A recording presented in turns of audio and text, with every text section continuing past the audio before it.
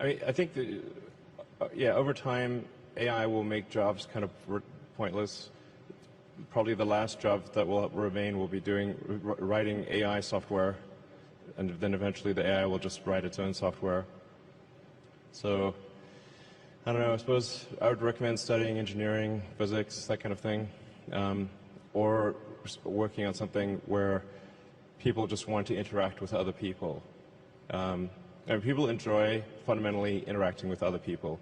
So if you're working on something that involves people or engineering, it's probably a good approach. You know, art, of course. Yeah. Like I said, I think we're going to have to figure out this Neuralink situation. Otherwise, we will be left behind. It's very important we do this quickly. I think we don't have much time. We don't have much time for what? We don't have much time to solve the Neuralink. Yeah. Yeah, man, you think of like technology and technology awareness. It's like if there was like a topological map of technology awareness, it's mostly flat, with a few short buildings and then some very tall spires. And unless you're on that very tall spire, it's not obvious what the topology is. Yeah. I never worry about the things that I cannot solve. I let other people to solve it. Sure. If nobody can solve it, just let it be. That's my life. Or make the future. So the saying is the best way to predict the future is to make it. And then assess whether what you're learning is enabling you to predict the future with less error. Are you less wrong? We're always wrong to some degree. But can you reduce the error on your future predictions? I think that's the way to look at education. Of course, but it's both create the future, and predict the future. So that includes art and all those other things. But close the loop on being less wrong about future. I would say that's the right way to think about education. I mean, down the road with a Neuralink, you can just upload any subject instantly. So it'll be like the Matrix. You want to fly a helicopter, no problem. Well, helicopters will fly themselves, but you know, if you wanted to do whatever, any given skill, you just upload it instantly. I mean, the way education works right now, it's extremely low bandwidth. It's extremely slow. Lectures are the worst, really. It's like very slow. Try to predict the future with less error. This is very hard, as you were saying. I'm not sure it's 99.9%, but it's not very good, generally, our prediction of the future. But I think often people don't try. The first thing is try. If you don't try, okay, you know, you got to try, and then adjust based on the error of your prior predictions. Yeah, I think just to try is very good. We should always have the confidence to try the future. And I never worry about the errors and the mistakes. Errors and mistakes that are the best assets of human lives. And humans, I think that when people worry about the disasters that AI is going to bring in, I think it's not the disasters. It's the mistakes that human beings make. And trust human beings will be able to correct the mistakes and improve themselves. And that we need education. How can we making sure that the machines are always the toys and tools of humans rather than the control?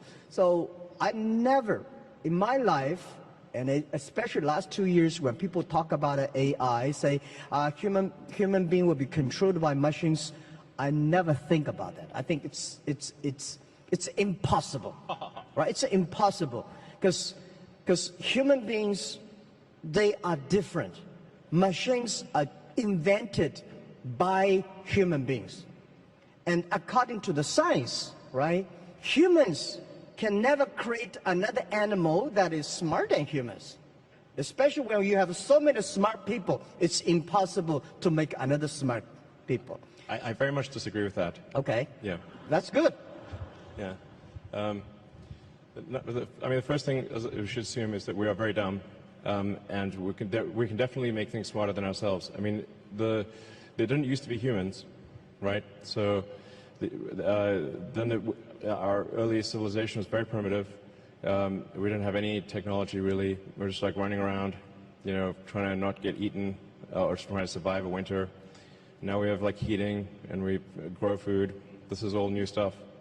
So, you know, things have obviously gotten way more smarter than the past, way smarter. So that's going to continue. We are not the last step in evolution. So the most important thing, like I said, the most important mistake I see smart people making is assuming that they're smart. They're not. Yeah. So give me an example, what the animals or things that a human being made that is smarter than human beings? Well, computers actually are already much smarter than people on so many dimensions. We just keep moving the goalposts. So we used to think, like, for example, being good at chess was an example of a smart human. And then Kasparov was crushed by Deep Blue in '97. That was a long time ago. 22 years. I mean, right now your cell phone could crush the world champion at chess, literally. Go used to be thought of as something that humans were better at than computers. Then Lee Sedol was beaten 4-1 by AlphaZero. Then a new version of AlphaZero, I should say AlphaGo. AlphaGo beat Lee Sedol 4-1. Then there's AlphaZero. AlphaZero crushed AlphaGo 100-0. Now it's just pointless because it just keeps playing itself. Humans are trying to play a computer Go is like trying to fight Zeus. It's not going to work. Hopeless. We're hopelessly inadequate.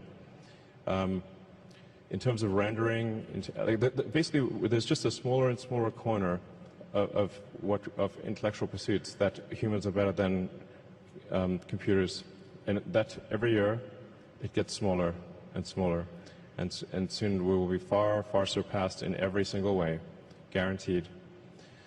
100%. Or civilization will end. Those are the two possibilities.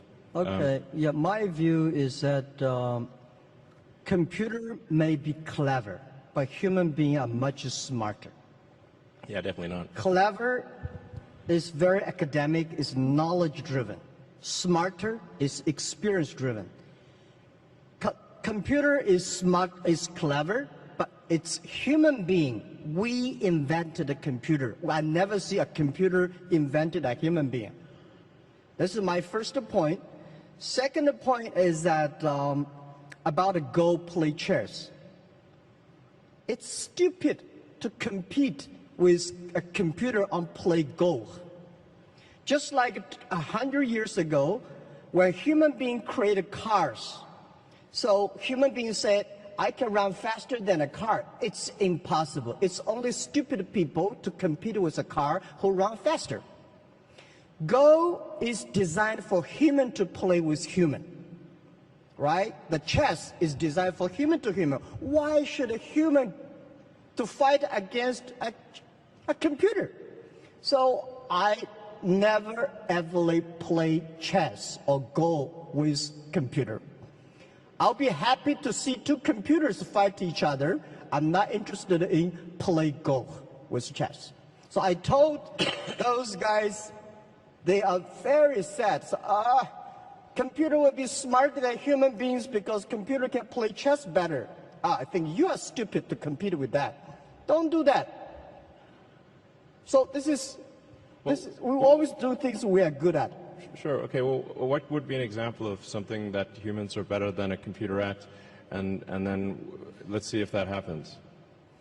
Well, computer is only one of the clever tools that human created, and computers are clever, but there will be more tools that human beings will create, much clever than computers. That's my view. Okay, well, let me tell you, like, my view on AI is essentially you can view the advancement of AI as solving things with increasing degrees of freedom. So the thing with the most most degrees of freedom is reality. But AI has steadily advanced, solving things that have more and more degrees of freedom. So obviously it's something like